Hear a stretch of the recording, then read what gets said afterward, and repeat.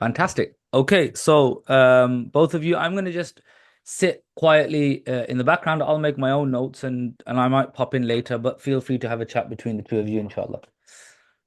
Okay, so can you see the screen which I have shared? Yeah. All right, so we'll just start with the growth plan and what we plan to achieve in the next few years. As we were discussing yesterday about the history of the farm, so we started with 25 animals. Then in 2023, last year, when we did our shareholders came in, we did our first round of investors. We got up to 110 animals. This year in 2024, at the moment we have around 305 animals. More calving coming in few days, and we would be exceeding the target of 319 animals. Next year, we'll be around, by year ending, basically, financial year ending in June, we would be around 450 animals. By the end of 2025, we'll be looking around 500 animals, and this thing goes on till 2029. So, by the end of year 2029, we'll be achieving a target of 1,000 milking animals. Hmm. So, which means that if you come down, we'll be having in row 12, uh, um, the income starts, how we sell the animals. So, there are three to four types of animals which we sell when we reach our target. Number one is selling animals, the animals which are old and we don't need at farm anymore. We will be selling them. That's one stream of revenue. Then cow income, we'll be selling our cows, heifers, and calves as well. So if you see by year 2026, we are predicting that we'll be making some of money uh, per shareholder. But if you go down to year 2030 and onwards, we are projecting to have 13, basically 10 to 15,000 US dollars per unit holder. Okay. So that's a lot of money Hmm. when we reach a target. Then we obviously have milk income as well. So including milk income, we would be sort of guaranteeing that we'll be in a range of 15,000 US dollar per unit holder, starting by the end of 2030 and onwards. Hmm. So that's the streams of income. Obviously, we have our own workings. We have all the milk projections, things like that. Only thing which changed in our working was electricity price. Electricity price when we made this was way cheaper, and after Ukraine war, everything changed about electricity price. So what we are doing now is we are heavily investing in solar. Hmm. We didn't did that projection in our uh, this Excel sheets and financials, but we had to invest in solar. There was no other option. Okay. So is that something that is currently being done or is done? It's currently being done. We are about 60 kilowatts of solar energy at the moment, but we have to reach up to 250 kilowatts at least, maybe more. Okay. So we'll be adding on solar by the extra income we have. We have to do that to meet our energy needs. Hmm. So energy cost would be zero if uh, we are completely solar. We have also installed a biogas plant, which was not included. Biogas means with the cow waste material, we put it in the plant and it gives us gas to run generators. Hmm. So we have started constructing that as well. It's like 50% of that has been constructed and 50% is being constructed at the moment. And will that be across both sites for the solar and the biogas? Or just the one? Yes, both solar and biogas, we are doing it parallel.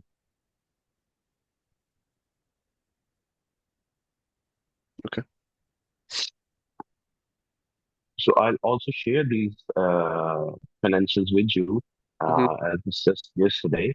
And you can have a look at these as well. Plus, any sort of questions you may have from last call till now, you can start asking the questions, and I'll continue answering them and explaining them how we can We are running the operations, and we'll go out for a tour. I can show you the farm itself on the call as well. hmm I mean, the other main thing that I wanted to talk about today was main so mainly kind of like risk projection. So what are there is there anything that you're thinking are going to be kind of main risks to potentially not reaching plans or not reaching targets in terms of whether that's animal numbers or milk income? Are there any perceivable risks that you're envisioning? Obviously, the thing is, I'm just cautious that obviously this isn't a UK market, so how things may be working in Pakistan may be a lot different to what we'd be thinking here. Look, uh, as dairy, the numbers are not difficult to reach because we are doing our own breeding. We have in-house genetics. Uh, we have our own bulls as well if we use them.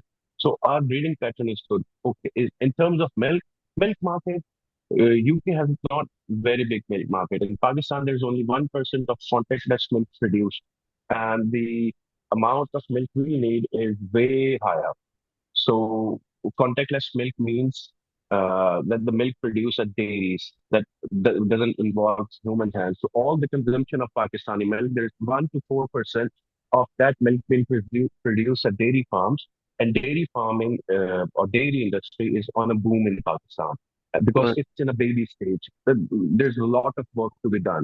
So we are lucky that we are few of the dairy farms which are growing at this space and working on proper dairy instead of doing local dairy. We are doing genomic testing. We are doing all sort of things which have been done in Australia at this time. So, Yeah. but I'll give you an example that uh, in uh, in the semen which we use to inseminate these cows and get new progeny, we are we try to use the same semen which is being used in America and in Australia at this moment. Fresh semen, we get new bulls, genomically tested bulls, and we get that progeny. So we are at par with those animals. Okay. A friend of mine who's running H&M, his two cows last year came in top 20 animals in the world. Wow. So that's how we're doing in Pakistan. So hopefully, we don't have risks over there. The risks are other. For example, the biggest risk in dairy is an outbreak of a virus, and we can lose multiple animals or maybe the whole farm. That's a big risk. It hasn't happened in Pakistan in a long time, but to mitigate that risk, we have our own veterinarians uh, at our farm working 24/7. It it is not a culture that you have veterinarians on farm in UK or Europe because they have on-call veterinarians. In Pakistan, we can afford them. The wages are low, so we keep our own veterinarian team. On site. Plus, yeah. So plus after that, we do lots of vaccinations. Every year we have a vaccine plan. Plus any animal which has been affected by any sort of virus or it's getting sick, we have our own quarantine shed and hospital shed, and we just separate it so that we don't have to face outbreak. Mm. So that's been done professionally. So that's the biggest risk at a dairy farm. What will happen to the animals? Because yesterday, as I told you, the value of land is nothing compared to the value of animals we have. Mm. So animals is the safety of animal, the care of animal is the biggest thing which we can do at the farm. So we do take care of them through proper uh, veterinarian teams and proper medication and proper feed. Feed is the biggest expense at the farm. We have our own fodder system. We have 75 acres of leased land, which we work on. Plus, we buy more crop as well. So we make silage whole year around in March when the corn fields come.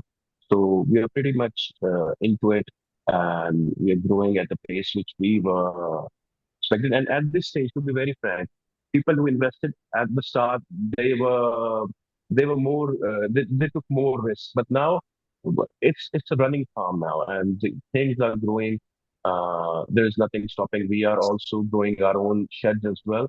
So in Pakistan, due to weather, we need to build sheds similar to ones in American hot states like Texas and stuff like that.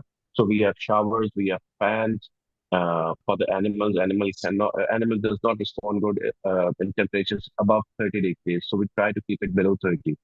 Hmm. So we are doing whatever it's done in Pakistan to be a successful dairy. Now it's just time and time only, few years to grow at the number which we have to go. And competition-wise, is there much within the region, or is that something, or like, what is the barrier to entry to market? Is it quite hard for people to replicate what's being done here? Obviously, I understand. Obviously, anybody can come and do it, but is it something that, from kind of the marketing within the locality, is it something that is being done, or since you've started over the last few years, have there been any new competition into the market within the locality? We basically encourage people to come into dairy farming because, as I told you, there's only 1 to 4% of the milk produced. It's of Pakistan demand. It's coming from dairy farms, so it has to grow. The milk is sold non-quality milk. You can see people add water, people add things into milk to make milk. Powdered milk has been sold as fresh milk. So as long as fresh milk is there and people don't need to do those things, Pakistan has. If you search that Pakistan, we are this I think third biggest producers of milk, but we are second biggest consumer of milk, and we don't have enough milk in Pakistan to do that. Hmm. And go if because I have thought it through. If there is so much dairy farms and we have 100% of contactless milk and we have extra milk, we'll start making cheese. Fair enough. So as um, the dairy industry in Europe is on a decline because of CO2 emissions and lots of regulations. Uh, for example, in Denmark, you cannot have more than 300 animals at the farm. So future cheese needs of Europe have to be met by someone. Hmm. So yes, there is a plan of going into cheese making, a proper cheese making, but not at the moment. Once Okay. we have achieved the target in 2029, then we'll think about it. Okay. So that's And this. one. Uh, that was your question yesterday. That there are many streams and we have to go into different streams. So yes, we have thought about it. We can go into cheese making.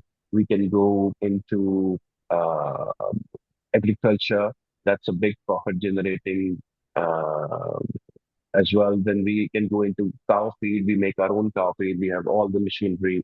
We have this TMR imported from Germany and stuff like that. We can utilize these things and we can provide the same sort of fodder to other farmers as well. We can go into different sort of connected scenarios with it. We have the distribution of Genetic Australia. It's basically the company which provides artificial insemination, semen, and different sort of bulls all around the world. So we have that distribution in Pakistan for the Pakistani market as well. So we have little bit revenue coming from there as well. Hmm. So that's the ownership of Gulshan farms as well. So if you invest in the farm, you will also be owning the same amount over there. Okay. Okay. What was the current share price now? Currently, we are marketing it at 40,000 US dollars. It's Okay. not a share price, it's basically unit price. Our share price would be around $160 per share, but we are selling it as a unit of 250 shares. Yes. Okay. And the estimated growth on that. I think I did read about it, but what is the estimate? If you could go through the estimated growth on that share price, on that unit price. Okay, so the unit price which we are expecting to have by the end of year 2029 would be around somewhere 80 to $90,000 Per unit price. per unit price. Okay. So that would be around $500 per share. But Okay. at that time, we can sell those shares individually as well because we would be in a capacity to make our company private limited, and if so, we public limited. And if we do public limited, we can sell you the shares. So, for example, if you own 250 shares, you can sell 125 shares. You'll get back a lot of money. Plus, you'll have half the shares to get the dividends coming in. Mm, okay.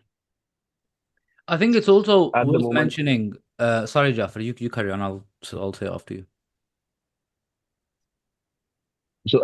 we cannot do that. We don't meet the regulations of being private limited company because the main regulation is you have to be 5 years older. Plus, revenue we can meet. That's okay. We can meet the revenue, but we are not 5 years old company to go private limited. Okay. And would that be listed in Pakistan or listed in England? We can do it anywhere. We can list it in Europe as well, because the European market says your revenue have to be at least $1 million per annum. Plus, you would be 5 years old company. We can list it in European market as well. But we can also list it in Pakistani market. It's very good market. The share price will go up. We can register it as public limited company in Pakistan as well. Okay. Jaffar, what's the requirements to do that? Let's say as a group of 40, 50 investors that are involved, is it a voting system Yeah. to determine that? Look, whatever shares we'll have, for example, the total share of our company is 25,000. So we'll go to SCCP and say that we have to go public. So what they'll say is, why are you going public? Then we'll say, they'll give us two options, either to increase our shares. So if we increase our shares to 100,000, for example, but those numbers would stay the same. The amount of shares a person is holding would be increased. So you would have more shares to sell on a lower price to generate same or more amount of revenue. The other thing is we'll say that we don't have to increase the shares. We'll just sell the shares on the same price and same quantities. So we can do that as well. But it's better to dilute the shares. But dilution of shares, when the shares are given to everyone and the company doesn't have the shares, doesn't matter. For example, Nasiba, you have 1,000 shares.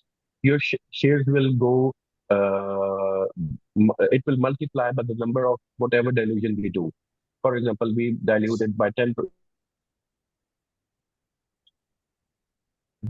to 250,000. So if you have 1,000 shares, it will automatically become 10,000 shares which you'll own. The ownership will stay the same, but you will have the liberty to sell the shares at a lower price and a faster pace.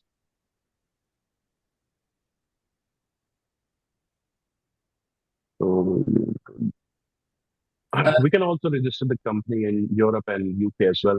Not the main UK exchange, but the small UK exchange, the two Mhm. sorts of stock exchange over there.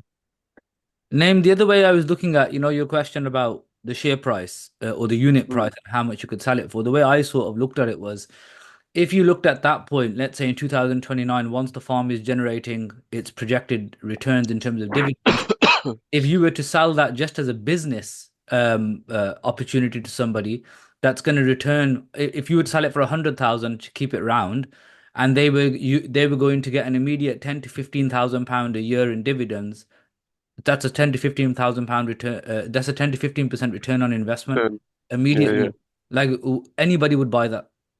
Mm, Does that make sense? So like yeah, without yeah. complicating, we could look at it because you could look at your unit price. Because even with the 40,000, the fact that obviously with the 40,000, with the estimation that we're currently working on, was over the next 5 years to get for that share price to increase to 90,000, that's a brilliant return even just there. But that's what I mean, Um, exactly. So like people that have got multiple shares are in the fortunate position to be able to keep part of their shares, all of their shares, and sell alternatives in order to generate capital gains. I mean, I think it would be a silly decision to sell at that point because I don't think there's anything that's going to be giving you the same level of returns. But everybody has their own circumstance. But for simplicity's sake, that's how I would look at it. If I came to the market at that point and said, "Look, take my share. It's 250. I'll give you it for 100,000, but you're going to get a 10 to 15% return on investment every year." Anybody would take that. There's no risk at mm, that point. mm, no, yeah, that doesn't make sense. And to be fair, even if you wanted to, at that point, you could sell half your share just to get your initial investment back and then keep the rest as just dividends payments, Yeah. depending on cash flow. Yes, obviously that's the smart thing to do. What's that? Sorry. That's a good strategy to do, like to sell half the shares and keep half for getting, for example, 8,000 US dollars by investing nothing. Mm.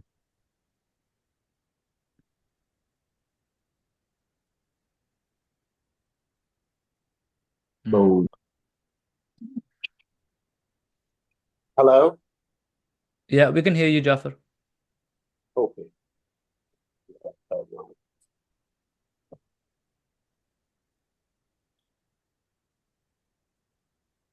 So basically, I'll go Nasir by where we started, Yeah. and we'll start from there, and then I'll show you the growth which we have done in past 2 years. Hmm. So this is all new actually. You know, this entrance into this shed, that they've just made that brand new. Previously, they had lots of building work going on there. Okay. So this shed that Jaffar's walking through was on this was only open January or February this year. This one. Yeah, so this is one of the later ones. This was Jaffar. How quickly did we build this shed? Oh, construction, because I have experience, we can do it very fast. We can make an extra t-shirt in a month. That's amazing. So this is our first shed, the one that we first built. When I came to Pakistan from UK, at the time I obviously didn't have the experience, so we built this shed. So this is an old style shed, but now we are using it as a calf shed. Our calves are being raised here. Plus we have bulls over here. They're all genomically tested, and Hmm. they are selling to we are selling them to different dairy farms for breeding purposes. Hmm. And this is our progeny, all the calves which were born in this season, growing at a fast pace. So there are different sort of groups which we do it by weight and age, so we can feed them properly. So for example, for first 21 days when the calf is born, we place them in these cages, so they are not hurt by other animals. And then we move them on into different groups.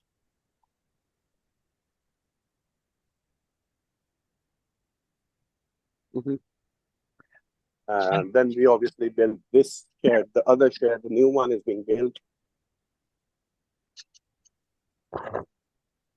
Jafar, So how long from birth does it take before you can inseminate them and get them ready for pregnancy?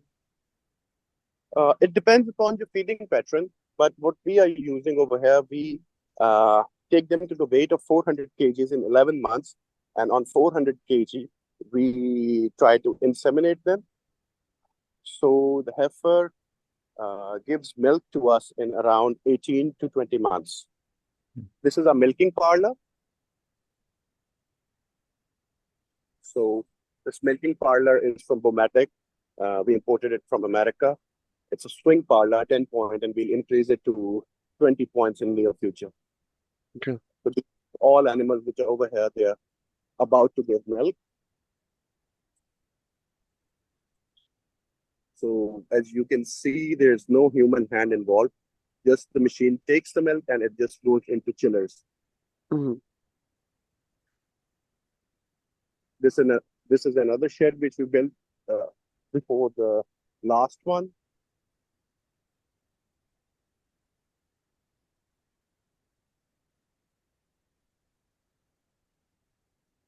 So this is the biogas plant which I was talking about. It's been built over here. I'll show you from close as well.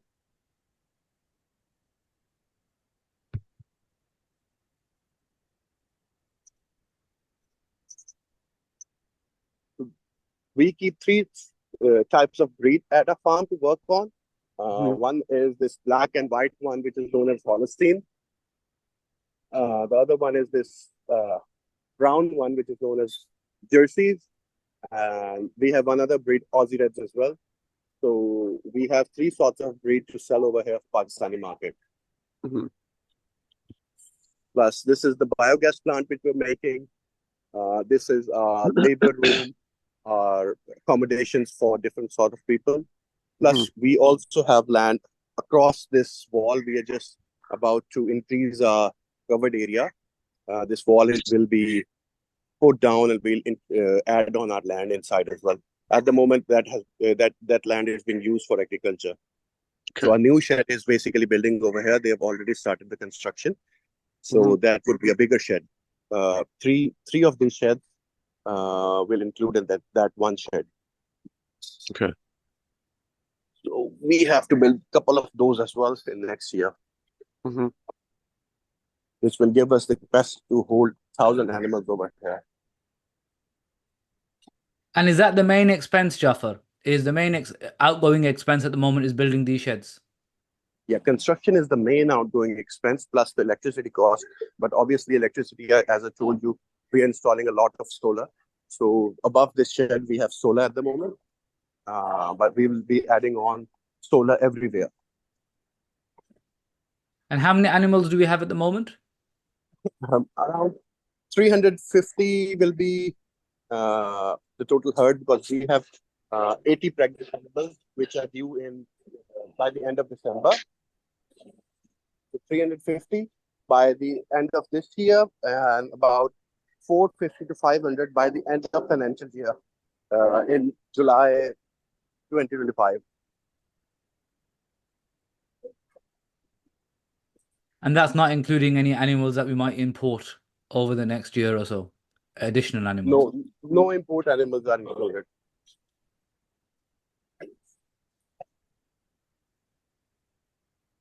Do you want to show them the milk parlor, Jafar, a little bit closer? You know, the Yeah, I'll go over there. We are just about to upgrade a milking parlor and milking facility as well. So this is the new construction which we have done for the milk room. All the milk will come over here once the new parlor is installed. But at the moment, we are using it as a storage for feed. So this is the old one, which we are currently using.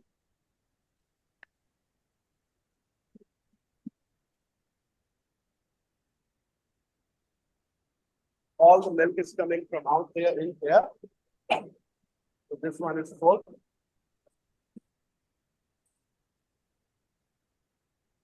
Hmm.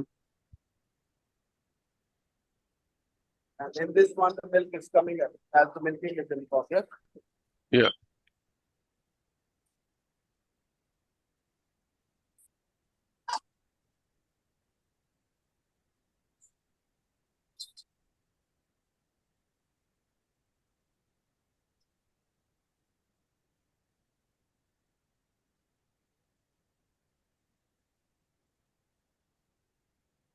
jerseys are beautiful, aren't they?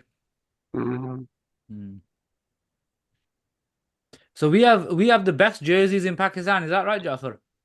Yes, we have the top jerseys in Pakistan at the moment in terms Are of they economics and in imported from terms of the Australia? health. Yes, every animal we have here is imported from Australia or born at the farm.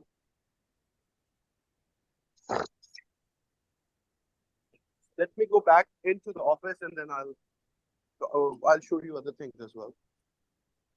That was really helpful. Jazakallah, thank you. Mm. Yeah.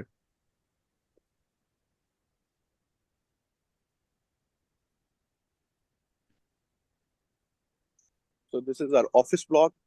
Plus, you can see the construction going on over there. That's the feed store we are going to build. It's a massive one. Hmm.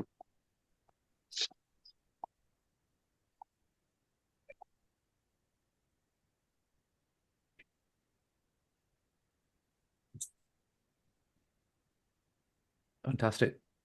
Jafar, a quick question from me. You said the other day that other than two other farms, the way we're approaching farming is quite unique in Pakistan. I was watching some Hmm. videos yesterday on YouTube, some other farmers in Pakistan that got the YouTube channels, and they also have Holstein Friesians and they also have jerseys. And they were talking about importing from Australia. So, uh, are they doing the similar thing to us? Or how is it working with other farms? Obviously, people are trying to replicate it, which is good. We will have a bigger market. We'll have more animals to export.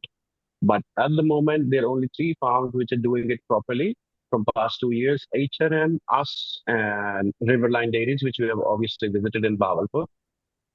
So these three dairies, Then obviously last year, Murad Dairy Farm, it's a French dairy. He was my friend. He started the dairy. He's doing the same thing, but he's at very early stage. This year he's getting animals. Hamad is switching to genomically tested animals this year because he had all the commercial animals, but now he has seen the market, he's seen the difference in milk, difference in performance, so he has to switch as well. Eventually, everybody has to switch.